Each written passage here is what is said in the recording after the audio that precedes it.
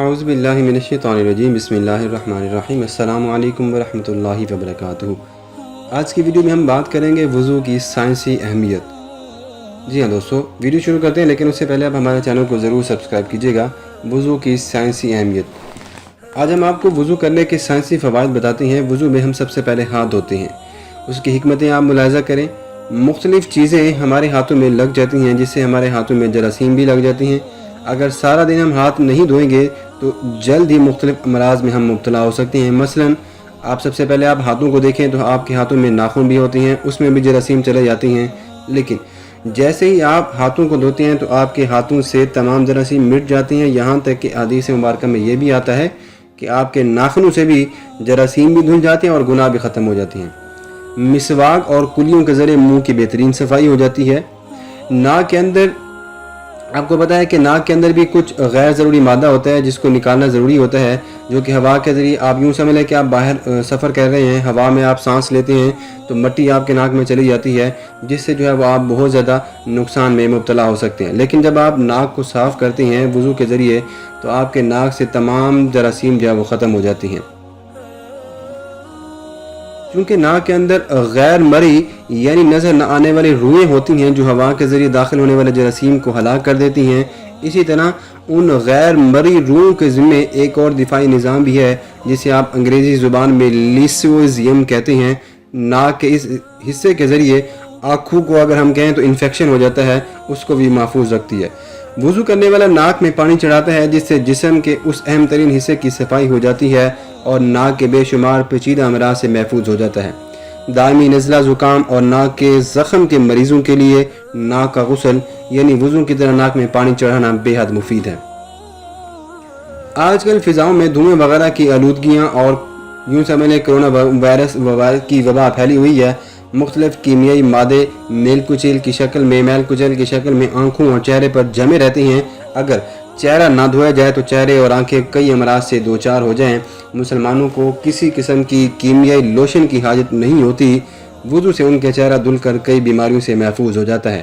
محکمہ ماحولیات کے ماہرین کا بھی یہ کہنا ہے کہ چہرے کی الرجی سے بچنے کے لیے اس کو بار بار دھوئیں، اور حدیث مبارکہ میں بھی آتا ہے کہ نبی اکرم صلی اللہ علیہ وسلم نے فرمایا کہ قیامت کے دن جو انسان وضو کرتا ہوگا تو وضو کی وجہ سے اس کے اعضاء قیامت کے دن جو ہے وہ چمک رہے ہوں گے، اور یہ کم ممکن ہے، صرف اور صرف وضو کے ذریعے ممکن ہے۔ آپ چہرے کا مساج بھی ہو جاتا ہے، اس سے خون کا دوران چہرے کی طرف رواں بھی ہو جاتا ہے، میل کچیل بھی اتر جاتی ہے اور چہرے کا حسن بھی دوبالا ہو جاتا ہے۔ کوہنی پر 3 بڑی رگیں ہیں جن کا تعلق دل، جگر اور دماغ سے، اور جسم کا یہ حصہ عموماً ڈھکا رہتا ہے۔ اگر اس کو پانی اور ہوا نہ لگے تو متعدد دماغی اور اعصابی امراض پیدا ہو سکتے ہیں۔ وضو میں کوہنیوں سمیت ہاتھ دھونے سے دل، جگر اور دماغ کو تقویت پہنچتی ہے اور اس طرح وہ ان کے امراض سے بھی محفوظ رہیں گے۔ آپ نے سارا دن اپنے ہاتھوں کو نہیں دھویا، اپنی کوہنیوں کو نہیں دھویا کیونکہ وہ ڈھکی رہتی ہیں، تو اس طرح سے آپ کو بھی کئی وبا کی بیماری جو ہے وہ لاحق ہو سکتی ہے۔ اسی لیے وضو کے ذریعے آپ اس کو دھو کر اپنی بیماریوں سے محفوظ رہ سکتے ہیں۔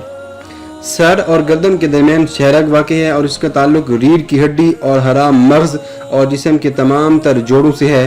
جب وضو کرنے والا گردن کا مسح کرتا ہے تو ہاتھوں کے ذریعے برقی رو نکل کر شہرگ میں ذخیرہ ہو جاتی ہے اور ریڑھ کی ہڈی سے ہوتی ہوئی جسم کے تمام اعصابی نظام میں پھیل جاتی ہے اور اس سے اعصابی نظام بھی مضبوط ہو جاتا ہے۔ وضو میں پاؤں دھونے سے گرد و غبار اور جراثیم بھی بہہ جاتے ہیں اور بچے کھچے جراثیم پاؤں کی انگلیوں کے خلال سے بھی نکل جاتی ہیں۔ لہٰذا وضو میں سنت کے مطابق پاؤں دھونے سے نیند کی کمی، دماغ کی خشکی، گھبراہٹ اور مایوسی جیسے پریشان کن امراض بھی دور ہو جاتی ہیں۔ تو وضو باقاعدہ طور پر اگر آپ سنت نبوی صلی اللہ علیہ وسلم کے مطابق کریں اور 5 نمازوں کے دوران اگر آپ وضو کریں تو آپ کبھی بھی بیمار نہیں ہو سکیں گے، اس لیے کہ نبی اکرم صلی اللہ علیہ وسلم کی حدیث مبارکہ میں آپ کو بتا کے اس ویڈیو کو ختم کرتا ہوں۔ نبی اکرم صلی اللہ علیہ وسلم نے صحابہ سے کہا کہ اگر کسی کے گھر کے پاس نہر جاری ہو اور اس میں 5 مرتبہ غسل کرے تو کیا اس کے جسم پر کوئی میل کچیل باقی رہ جائے گی؟ تو صحابہ نے عرض کیا اللہ کے رسول صلی اللہ علیہ وسلم کے نہیں، تو اللہ کے رسول صلی اللہ علیہ وسلم نے فرمایا اسی طرح اگر انسان دن میں 5 مرتبہ غسل کرتا ہے، وضو کرتا ہے وضو کرتا ہے تو اس کے جسم سے بھی میل کچیل دور ہو جاتی ہے اور اس کے جسم کے جتنے بھی اعضاء ہیں اس سے گناہ بھی دور ہو جاتے ہیں اور وہ بیماری سے بھی محفوظ رہتا ہے. اس لیے ہمیں نماز پڑھنے سے پہلے ضروری ہے کہ ہم ضرور وضو کر لیا کریں. اگر آپ کا وضو ہے بھی پھر بھی آپ وضو کو کر لیں تو آپ کو ثواب زیادہ ہوگا. آج کی ویڈیو یہیں تک ہے. امید کرتے ہیں کہ آپ کو ضرور پسند آئے گی. Thanks for watching. اللہ حافظ.